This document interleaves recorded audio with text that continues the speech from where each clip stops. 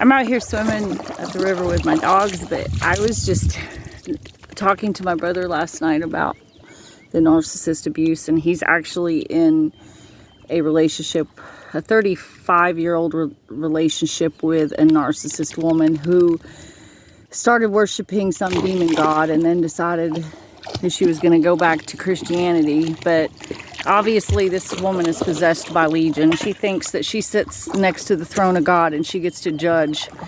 And my brother tried to have a really nice weekend with her, and she just went ballistic because he's evil. Evil! Oh, how many times did I get called evil? Oh, over and over and over. And childish. Okay, so I was talking to my brother last night, and we were talking about text messages, how the narc would message like over and over and over and over again. And I mean, I know I did my part. I admit that I wasn't always perfect. I didn't do and say the right things. I definitely was pretty bad at times because he pushed me into that corner and I was like a rabid dog, you know. But there was many times where I did not want to fight, and he would push me in that corner, and it would be like text messages. And let's say, for instance, it was text messages. Okay, that we'll get there first. So he would be going on and on and on about how evil and childish I was, and da da da da, all this crap, you know, over and over and over, just long, huge, long paragraphs. Okay. So then, I would say, I don't want to fight with you because I love you or whatever. And then he'd see that, and he'd be, child, you're childish. I'm going to block you. I'm trying to not fight with you. I don't want to fight with you. I love you. Child, you know, and start calling me evil and a whore and all the different names, even though I said I didn't want to fight with you and I love you. Okay. So I don't know how many other people have went through that, but that's what I went through. And then when we lived together, it was horrible. Oh God, every single day. Some people have narcissist abuse that only happens every few weeks or every few months. Mine was every single day.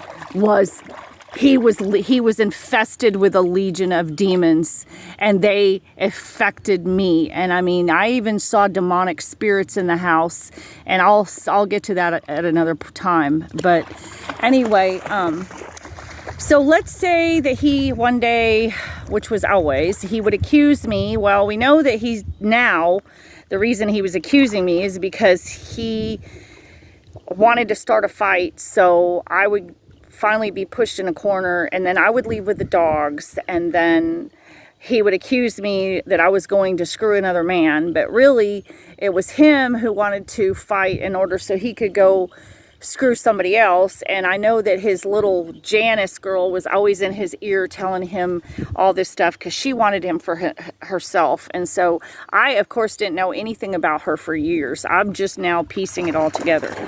So I know that he had her on the side, and so he would go run to her. I think that girl didn't have any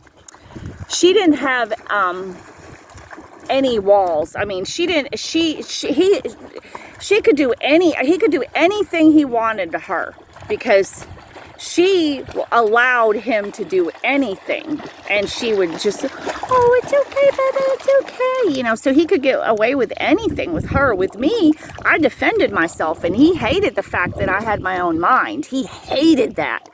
Okay, so let's say one day, okay, this is how it happened. He would accuse me. I would defend myself. I would keep defending myself, and he'd be in my face, like right here. Look at me! I'd look at him. Don't you put your head down! Look at me! I'm looking at you. I'm looking at you. Childish! Child!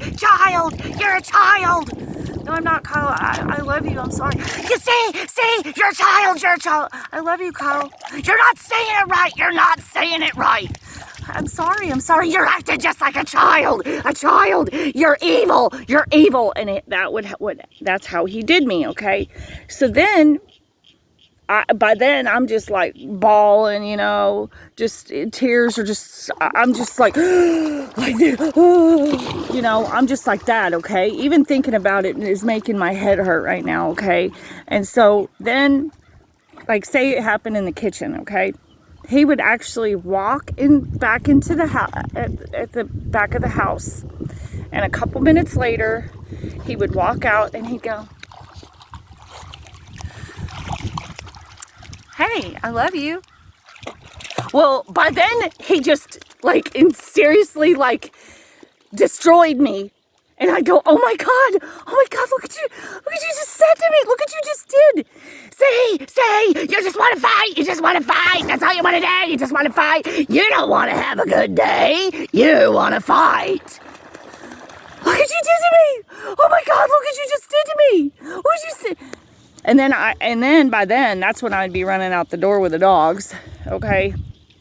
So this is some of the stuff that is narcissist abuse that I had to deal with. I don't know how many people had to deal with them pretending like nothing happened only a couple seconds, a minute, two later. But that's what I had to deal with. And by then I was so shattered, I probably got mud on my face. I'm sitting on a rock. By then I was so shattered that I really was going to put myself into a mental institution at one point, but it was my dogs that kept me from doing it because I knew I couldn't leave my dogs. I prayed for a way out. I really honestly thought that I was going to either kill myself or I was going to end up dying. I did end up with a tumor. He did almost kill me. And I believe everything in your heart and in your body, when you're being abused, it all goes down to your stomach. And I ended up with colon cancer, stomach cancer, pancreatitis. I mean, I just had all kinds of problems, okay? So he did try to kill me, but instead he ended up dying. I have mixed emotions. I have all kinds of emotions. I miss him sometimes. Then I hate him. Then I'm glad he's gone. Then I wish he wasn't burning in hell. Then I'm sorry and I feel horrible because he had a bad childhood. And we won't go into that right now. But he said that it was a good childhood, but a perfect childhood. But his sister says differently. We'll just leave it at that. His sister went through absolute torment, hell. And so did my narcissist children. So we'll just leave it at that for now. I don't know what to do, but I do know that these peaceful times with me feeling the sun on my back, being with my dogs at the river, going to the lake, they're helping me. And opening up my Bible, reading my Bible. I spent time with friends yesterday. I've surrounded myself with good people. One of his whores called me today. Oh, I know I have mud on me. One of his whores called me today, and I had her blocked. She was the one that basically told me that I never mattered, that it was only her, and she allowed my narc to have sex with me and come hold my hand while I had cancer. So after that, I said, well, you know what? He called you ugly, disgusting, and gross. So you just keep living in fantasy. So anyway, she called me. I had her blocked. I haven't listened to the message, nor do I really care. She told me never to contact her again, and then she's calling me.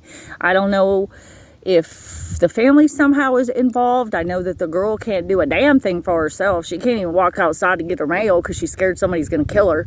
So she's got PTSD so bad. So in my mind, I'm sitting there thinking she's been had narcissist abuse. She has a trauma bond. She has absolutely no idea what she went through. She would call him literally and text him like 200 times a day. Literally, I saw it on his phone, so I know it's the truth. Of course, he lied to me and said they were just friends. And I found out different later. I mean, he even lied and said that they were just friends after she sent a picture of her and a teddy and saying, I love you, I miss you. If you don't call me right now, then that means that I'm going to stop loving you. I mean, seriously, he tormented so many women. And I feel so bad that the one lady died. She had stomach problems too, and she had emergency surgery on her stomach, and she ended up passing away unexpectedly as they were doing surgery on her.